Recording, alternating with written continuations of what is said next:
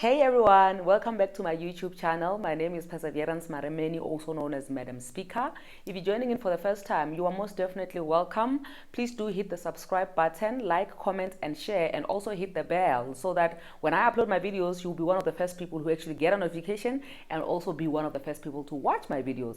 And also, if you are returning, I really appreciate the continuous support that you are showing me guys on this channel. It is so overwhelming. We are growing in God's speed. Anyway, today we're going to be speaking about seeing potential in your partner. Yo, guys, just that statement on its own, I see potential, he has potential. We say that a lot. I don't know how many times I've said that in my lifetime when somebody would be telling me about the potential partner, that they want to date, that, oh, he has potential, just by one saying what they've seen in this person. And it's a very dangerous thing to say. To say somebody has potential, it's a very dangerous thing to say, because having potential rises expectations without having to agree on both ends to say, well, this potential is going to grow into something. Okay, because I look at you without you telling me whether this is your ceiling or this is your floor. I assume that this is potential and it's going to grow into something else. What if you have arrived in life? What if you don't want anything more out of life? What if you are comfortable with where you are in life? And I come and I look at you and you tell me all about yourself and what you're doing with your life, and then I just see potential. And the minute I see potential in you, I'm expecting that that potential should be growing into something. And now the problem comes when that potential no longer grows into anything, because when you are dating somebody that you saw potential in from the beginning, the reason why you got together with that person is because you saw potential in them, right? And then your expectation subconsciously is that that potential should be growing into something. As the years go by and you realize that this person is still in the same place where I found them in the beginning, it becomes frustrating for you because you are expecting growth from them. You're expecting changes from them. You're expecting them to be moving from one level to another. And they're not doing that. And they're not wrong to not be growing into something bigger and better, simply because they never signed up for growing into something bigger and better. They told you what they are from the get-go. They told you what they're about, what their life is about, and you loved them and you accepted them for that. Then from there, you now start expecting them to grow into this big thing. You now expect them to grow up, to do better, to be matured when you found them at a level that you found them. So now the frustration goes both ways in relationships where people just expect potential to grow into something from one another, simply because some people, when they enter a relationship, they enter with 100. They give it their all from the get-go. You enter you enter into a relationship with somebody who's just all about waking up in the morning, they go to work, come weekend they go partying, come month end they get paid, they go to work, they party, they get paid. They are comfortable with that life. And then you come with your high expectations, you're like, but then I see potential here. And at least he has a job, so we can grow or we can work onto something, at least we have something to work from. And then now all of a sudden, when you get into that relationship, you expect that person to either now have a curfew where you expect them to come back home on time. You expect them to be serious about life, start thinking about building, start thinking about starting a family, whereas they never even signed up for that in the beginning. Because obviously, when we are sharing dreams and visions, when we are speaking in the beginning of the relationship, we're going to say all nice things that we aspire to become. But now comes the hard part, which is just doing the work that needs to be done for you to get to where you want to go. That is the part where there's a lot of frustrations which happen in relationships. I'm coming from that type of relationship, because the thing is, when somebody comes in a relationship and they're giving you 100 of what they're giving you is what to them is their very best.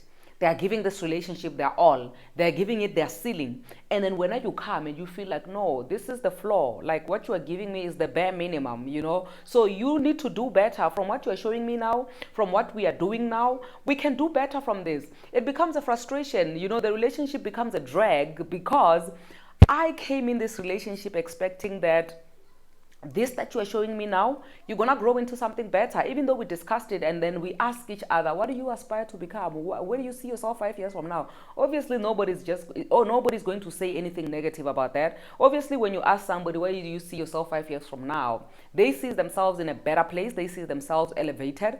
But now the part where they have to do the actual work is what matters.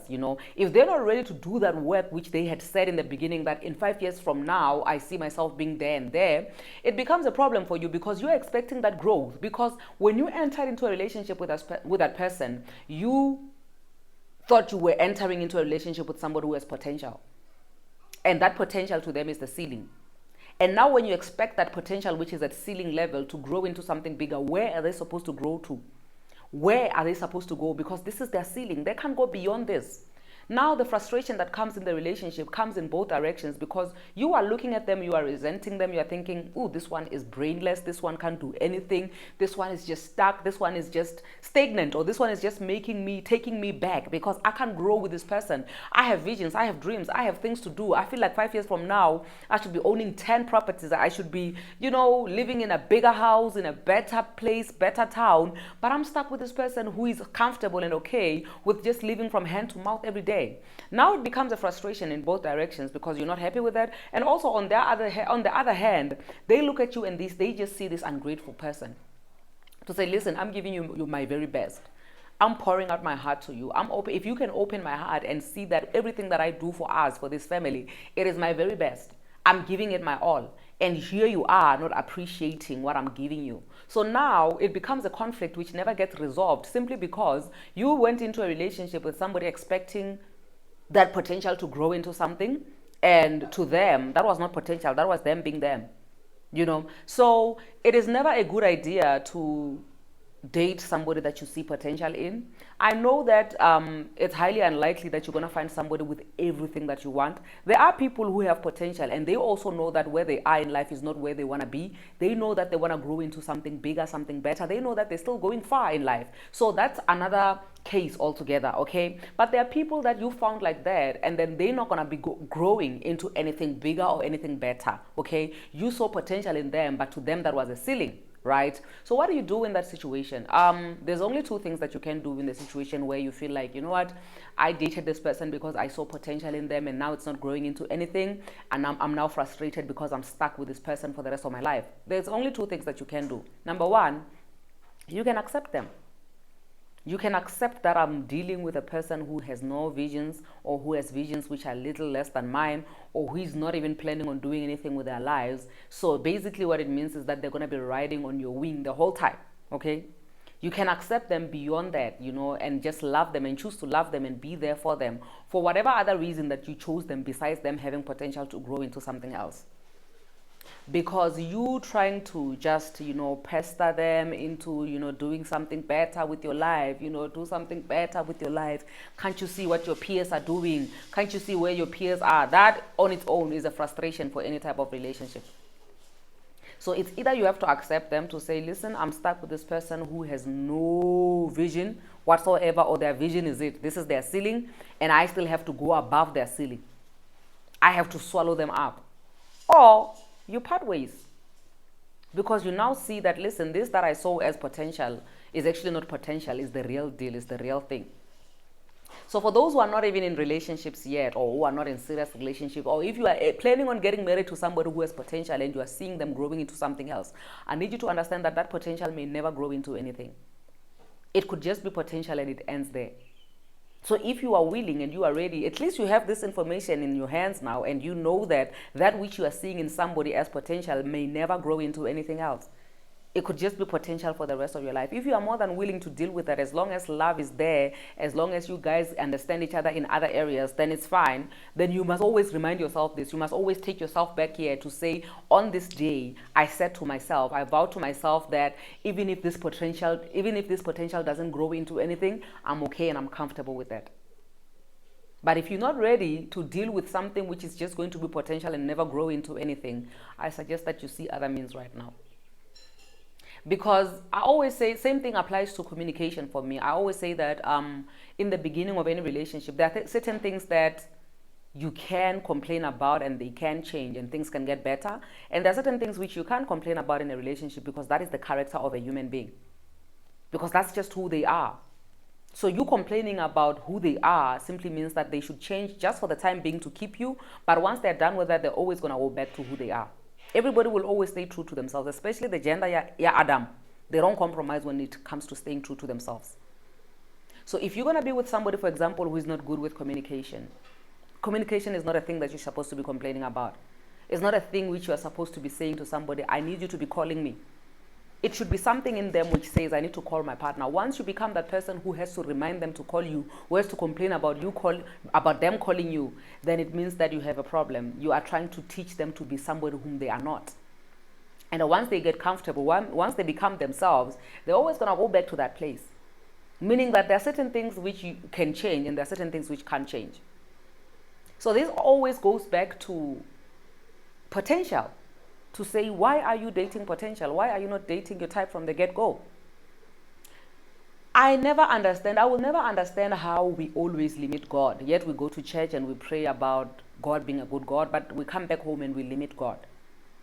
Because I believe that every single one of us, God has made us the way that He has made us because He knew that for every glove there's a head, for every hand there's a glove. So for every single one of us, there's somebody out there that God has made who is going to be a perfect fit to us. But what we do, even as Christians in the church, we marry whatever that is close to us, whatever that has potential, whatever that seems like, you know what, the clock is ticking, I need to get married, whatever that seems to be willing and ready to marry me, I will take that. And then when things fall apart, when things are not working out anymore, we come and we blame God. When we pick something which is potential, that which we are seeing as potential, which God has placed on this earth, He placed that for somebody else. And when somebody looks at that, they won't see potential, they will see a full plate. They will see a full package when they look at somebody with that which you are looking at and you are seeing potential. So before we pick on people's children and we decide that when they approach us and they want to date us, because obviously guys are not going to stop approaching us. They're going to approach us all the time. And when a guy approaches you and you see that, okay, this is not what I want, don't now try to convince yourself that this will be what you want in 10 years from now. Well, it can be, but listen, you should not put all your eggs in one basket. There's a big chance that it might not even grow into something that you want 10 years from now. So you need to be happy and content. Obviously, you can't get a perfect person, but you need to be happy and content with what you have right now. You need to ask yourself this question. The person that I'm dating right now, or the person that I want to get married to right now, if they never change, if they never grow, if they never become a better person 10 years from now, will I be able to handle it? If you can't handle having to deal with the same person for the next 10 years, then you shouldn't be with that person in the first place. If you have to convince yourself that for me and this person, our relationship will work out because they will grow up, they will do better, they will change, they will be this and that, then you shouldn't be with that person. Because you're trying to convince yourself so hard that who they are right now is not their true self. The true self will come out when they are with you. And when that doesn't happen, it becomes a frustration, not only for them, but for you as well. Because when you agreed to marry them, you agreed because you thought, they will outgrow this cheating. They will outgrow this habit of drinking the whole night and coming back in the morning. They will outgrow this and that. And when they don't outgrow that, it becomes a problem for you. Because you are now frustrated because that which you expected is not working out the way that you expected it to work out. So now who are you going to blame for that person not changing into somebody else? It's going to be a conflict, a constant conflict to say, listen, you're supposed to be growing up. You're supposed to be doing better. You're supposed to be leading by example. Who did they say they want to lead by example? Because even when they dated you, you found them like this. Well, they aspire to become something, but no pressure. I never said I want to be something when you want me to be something. I will wake up one morning and I decide for myself that I want to be something and I will be that. This is the reason why I always say that relationships, people hate each other in relationships. I don't know if you know this, but if you've been with somebody for the longest time and you are always fighting about things that they love, just know that you and your partner, you hate each other. People hate each other in relationships. Because right now, if I want to go out partying with my friends, and when you found me, when we were dating, I was partying. Then all of a sudden when we are married, you are like, okay, you had potential to grow, to outgrow this partying life. And now that you're not outgrowing it, we must fight constantly because I need you to be staying at home with me and the kids. So if a person is staying at home with you and the kids, not because they want to stay at home with you and the kids, if they're staying at home with you and the kids simply because you are forcing them to do it, they're going to hate you eventually. They're going to resent you eventually because you are forcing them to do something which they don't want. That is why it is never a good idea to enforce or instill certain things in people. They are born with it, and if they don't have it, they don't have it.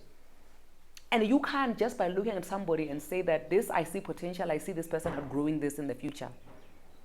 Because the next thing, we'll be hating on each other. I hate you because you don't want me to go out with my friends. We're sitting here and we're looking at each other and we don't even like each other. Do you honestly believe me? Do you honestly believe that if somebody wanted to go out with their friends and you force them to stay with you, are they going to be happy and lovey-dovey with you because they chose to stay with you? They're not going to be happy and lovey-dovey with you. They're going to be resenting you and hating on you. They will try to make peace by being there, but their heart will not be there. So obviously, if their heart is not there, you are causing some sort of like resentment in their heart. And if they go as they wanted to go, you are going to now resent them. So it's a constant battle of just people expecting potential to grow into something, people expecting other people to do things better, to outgrow certain things.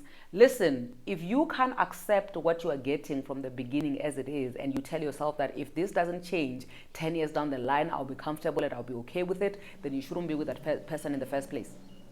And that's my take on why you should never ever consider potential as something that you should bank on when you are dating. Until we meet again on the next one, thank you so much for tuning in, guys. I really appreciate your constant support and love that you're showing me.